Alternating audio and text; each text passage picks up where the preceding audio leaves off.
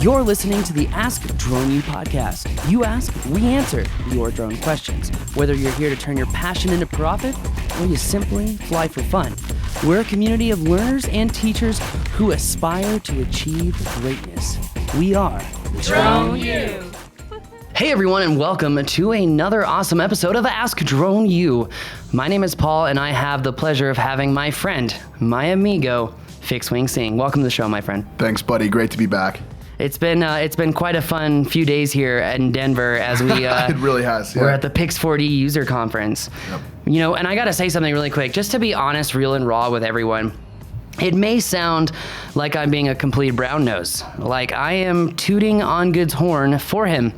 But actually, when it comes to drone conferences, there have been a lot this year. And there have been a lot of conferences that, in my opinion, have been overvalued, meaning that the conference itself is very underwhelming. It's very undervalued. And with that said, Yeah. I don't think I have ever gotten more value out of a single day of a conference than I have today. It is like a mapping mastermind. I'm actually humbled to completely agree. I mean, I have learned so much myself these last 2 days. It's been unbelievable. I cannot believe the level of competency, the number of projects that people have brought forward, the interesting techniques, how they're using multiple different softwares to solve really creative problems. You know, people from all over the world bringing really innovative technologies, and those that are true experts in the field or in their own particular domain. And it's amazing. I mean, I really have to give a public shout out to the three individuals from Pix4D that were responsible for putting this all together. Our head of marketing, Nicoletta, out of Switzerland, Stephanie out of Switzerland, and Chelsea Cox here in the United States. You guys killed it, man. Like, I go to conferences, I speak at conferences all the time, and it's so cool that the Pix4D conference was that good. Yeah, no, definitely major kudos to Nicoletta, major kudos to Chelsea. Met Stephanie for the first time. That was always nice.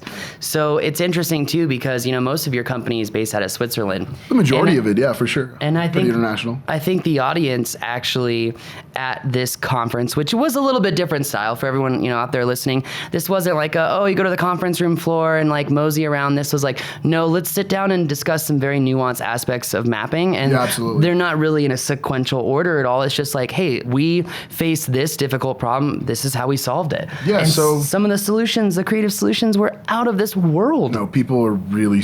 It was amazing. I mean, we had so many individuals that came from around the world who are Pix4D super users, who are drone pilots, who are real airplane pilots, who just use photogrammetry for, mapping underwater inspections for bridges, or underwater, 3D models for tunnel systems, or an individual that's able to have incredibly, millimeter level accuracy for those 3D models, point clouds of historic buildings for architectural use.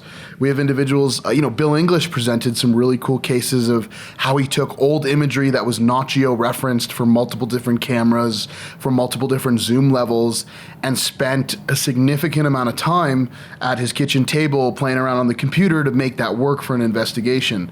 I was blown away. 3D Robotics CEO Chris Anderson, he was the main keynote speaker after the welcome address by Pix4D CEO Dr. Christoph Streccia.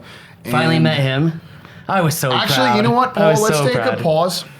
Paul, you gave a talk at our user conference, right? You're an artsy guy. You talk a lot. You got a podcast. What did the CEO of Pix4D, the founder, a gentleman with a PhD in computer vision who wrote one of the most, innovative algorithms in the world, what did he come up to you and say? He came up to me and said, "That's a really good talk." Yeah.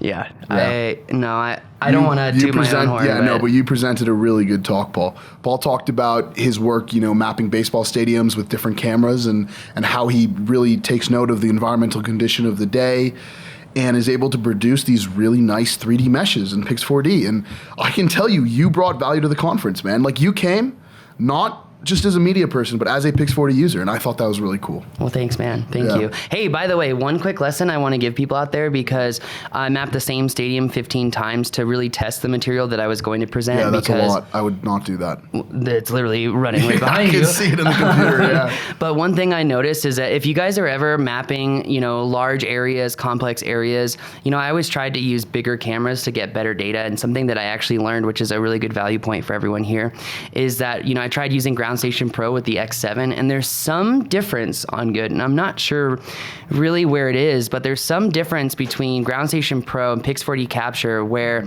the same data sets literally taken the same period of time in the same location. I would have 7 blocks in the GSPro stuff, and I would only have 1 or 2 blocks with Phantom 4 Pro data. Yeah, you said that earlier. Right out of the Capture app. You said that earlier, surrounded by some of the most technically proficient people at this stuff in the world. And a lot of people were really interested in what you were saying. And I think that that's something I cannot confirm or deny. Well, I mean, I don't even know why it is. Yeah, I don't know why either. I mean, I don't want to comment on that, on the different applications, et cetera, because from my perspective, right, you should be able to use whatever apps on the market. Hey, we're not here to play favorites. You don't need to get defensive. No, it's not about that. Like, I'm a pretty neutral guy. Like, I really believe that people should be able to utilize whatever product exists on the market, whatever they like. And I don't know why that's happening, and we need to investigate that. No, it's very interesting. So literally part of my talk, I was like, you know what? I use Pix4D for my quad grids now and my free flights, and I always use that and nothing else. But moving on, let's talk about some of the other speakers who came here today before we get into your talk about React. And I know everyone listening has probably already heard the React spiel, because I feel like you got some practice here on the show. Thank you for that, yeah. Like I was starting to say earlier, the CEO of 3D Robotics out of Berkeley, California, Chris Anderson. He's the editor of Wired magazine. He's been around the drone industry for quite a while. He's working on a really cool solution where they want to be able to map, do runway inspection at airports, which is really important, but do it with multiple drones and multiple units using similar cameras. And then they're a really big Pix4D client, so using Pix4D in the back end to produce all of that imagery. And the goal should be that you only shut down a runway during daylight hours for 15 minutes or less at an airport, which is a huge cost savings and a true innovation. Are we able to, they use the word swarming. Swarming is the technical term that refers to flying multiple UAVs in unison, and then being able to utilize that for that industrial inspection use case was super cool.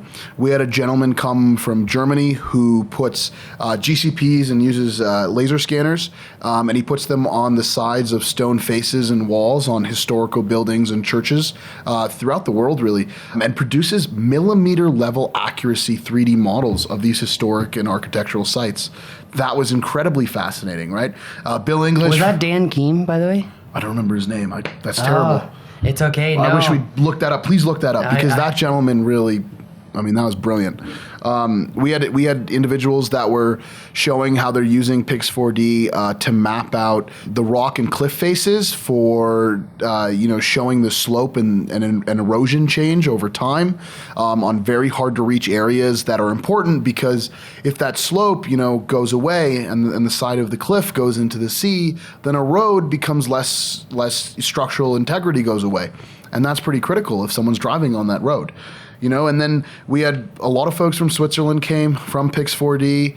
Ilios, the Flyability, the company that makes the drone in a cage, they showed how they can fly their drone around in really tight corners, and it can bounce off walls and show. There was something really interesting about that, how there was a pillar of a bridge, and they actually flew the drone up inside of the pillar, and they noticed a huge stress fracture on the inside, and he was like, there was literally no other way that we could see the severity of that crack, and also showcase that this bridge that looks otherwise healthy and in good shape is actually in dire need of fixing. Yeah, that was fascinating. Seriously fascinating. I mean, this is stuff where we're genuinely innovating.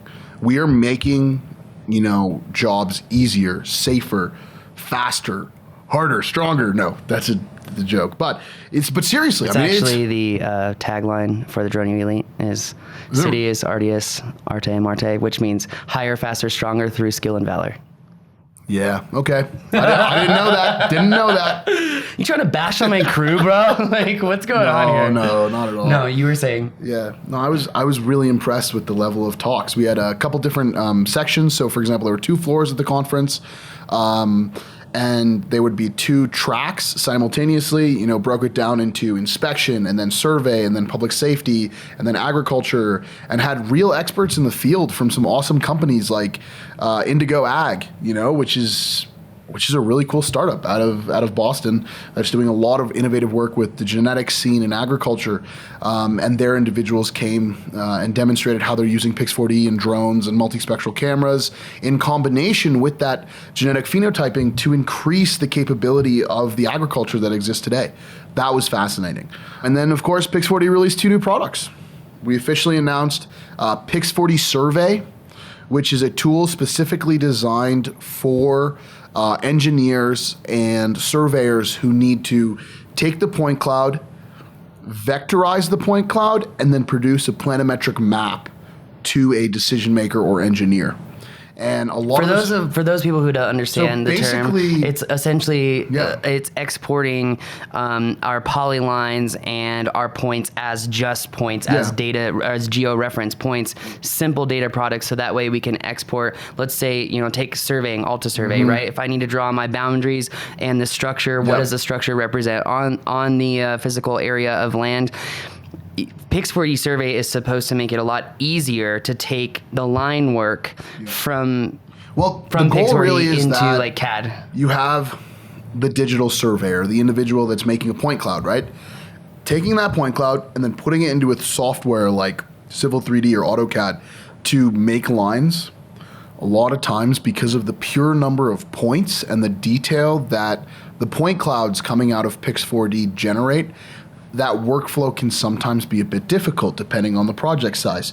So the goal of this software, Pix4D Survey, is to be an in-between to make that workflow much smoother and kind of fix that hole or that disconnect that has previously existed. And we're looking for beta testers right now. You can go on to pix4d.com. You already did for the survey? I mean, to be honest, the amount of civil engineers that were sitting in that crowd, that their eyes just lit up when they saw the live demo, and then who went to go test it out and see how it worked was pretty impressive to me, right? Because a company can make products, but if people don't like them, who cares? And I was really like, you know, I was taken aback because more people were interested in that than necessarily somebody like myself would think. But then again, I don't come from that world or that field, right? But and then of course I gave the official first live demo. Officially second. We had it. I've been demoing this product for a while now, right? But I was just referencing your demo on the show that you did. To the whole conference and to our CEO and to my manager and to the Pix4D team that is, you know, really innovative and full of passionate people. I demoed that product, and you know, I was nervous going into that speech. I give a lot of speeches. I give a lot of talks. I don't get nervous a lot. I was nervous going into it. It's intimidating because it's a big room. This was a sold out conference. We did not have space for more people to come. I'm not gonna lie, I was offended last night when there wasn't space for me to sit at your table. I was like, I'm not at the king's throne. What the F? What the F? The king's throne was not my table. That was the table of Dr. Christoph Stretcher. And my manager, I know. You know, managing director in North America, Chris Cressy. I know. Yeah. I was just No, excited. but I was sold out conference, like no more space at all. That was cool. That was super cool.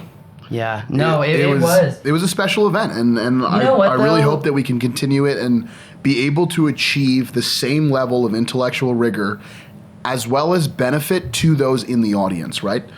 One of the most important things, and I'm really big on education and training, right? I mean, clear from my background, is that when somebody comes to a conference, I want you to take away one thing that really makes a difference. But when you came to this conference, I think that everybody took at least 2 or 3 things away that really made a difference. I mean, I learned a lot. I learned how to solve the re-optimization if you do it 3 times problem. Yeah. And that was the guy that spoke after me, which I had to miss because we were shooting a show, but he has the like QR code GCPs. That was brilliant. Did you sit through the thermal talk or the multispectral radiometry talk by our chief radiometrist? Dr. Klaus? No, but he's going to be joining us tomorrow morning for our test of the new P4. Is he really? Yes, he really is. One of the smartest people in the world. That was clear as glass. As glass, right? Like, I was, even to a degree, I was like, we're going to put this individual and Klaus is going to go give a speech. Unbelievable. So technical. He used to be a scientist at CERN. Yeah, when I say he's like one of the best people for radiometry in the world, it's true. He is a genius, man. Like that, people sat in that talk and it was just, thermal mapping's really hard. Radiometry, the idea of fixing the values for scientific corrections in multispectral data for agriculture or remote sensing, it's really important and it's really difficult. And I think we demonstrated why we've always been market leading and will continue to try and maintain that position as the market leading solution for integrity of your data. And it's because we have some of the smartest people in the world. Dude, honestly, that guy is it's so intelligent. It's amazing to hear him talk. It's so hard to visualize the level of intellect, even for someone like me who was there. And you're just going to have to take our word People for it. People were blown away. Yeah. Right? And I guarantee that there were only like 20 people in that room that even understood 80% of what he was saying. Yeah. My academic research is in multispectral remote sensing, right? I teach the classes, like literally at Airworks last week, I gave a talk on mapping with thermal because I know quite a bit about that. And his knowledge is far beyond that of anybody, For sure. I was really proud. I was really proud of the Pix4D team, and I was really proud to be able to wear that logo. So now can we do the hard stuff? Yeah, go for it. Okay, all right. Constructive criticism. Sure, why not? And this message is for Pix4D as well.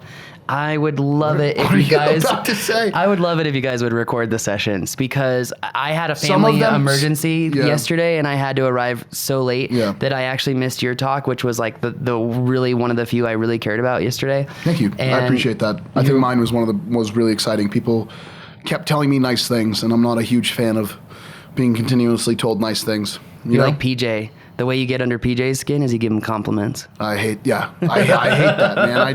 I love it, right? You have to be able to take a compliment, but also... Hey, nice glasses, bro. They are actually really good, yes. No, I was really nervous going into my talk, and people were very, very well. They were very enthusiastic. There's a point in the middle where everybody in the room started clapping. And I did not anticipate that, and I usually anticipate it, and I know when to pause because I know how to, read that room. You just kept talking? No, I stopped. I completely stopped. I was taken aback. I literally was like, "Oh, okay, thank you, thank you." No, it was really cool. It was really cool. So let me ask you this. So we've talked about some of the speakers that have been there. Is Pix4D going to be doing this again next year? I really hope so. I have no idea. Could not answer too. that question. I'm not involved with that whatsoever. No, I hope so too. I was simply signed up to moderate multiple sessions and give my talk and support my team and be enthusiastic, as I'm always enthusiastic.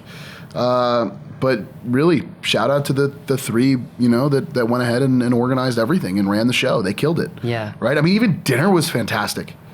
The food was really good.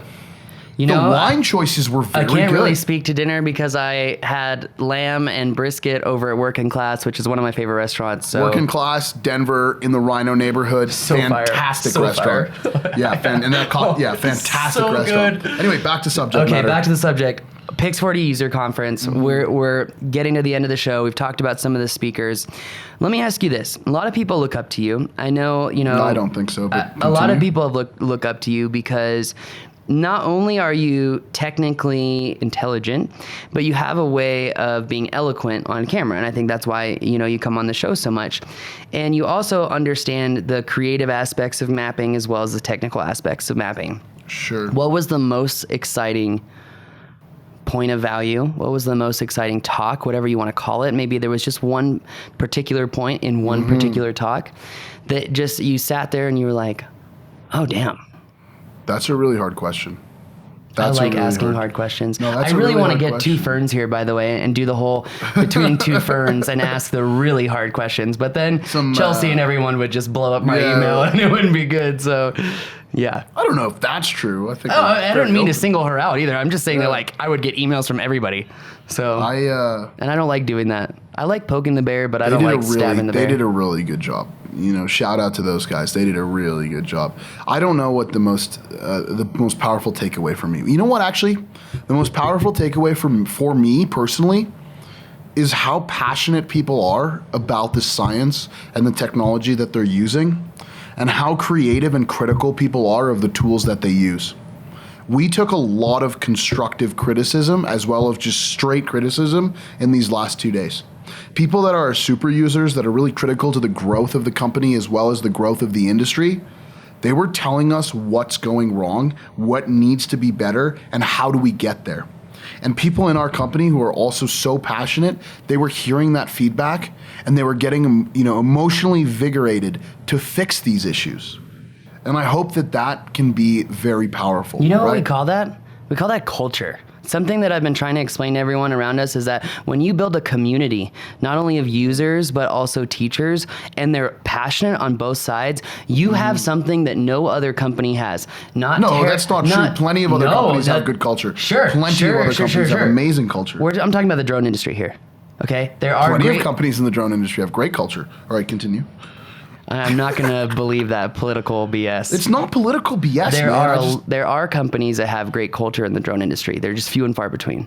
My point in saying this is that the culture of this conference is something that's able to be visualized. It's something that I also think separates your company from other companies. And that's all I'm going to say. And I'm not going to let you give me some BS PC answer. Trying to be all like, wait, hold on a minute. I don't want to downplay other people. We're I don't a Swiss company. We're neutral.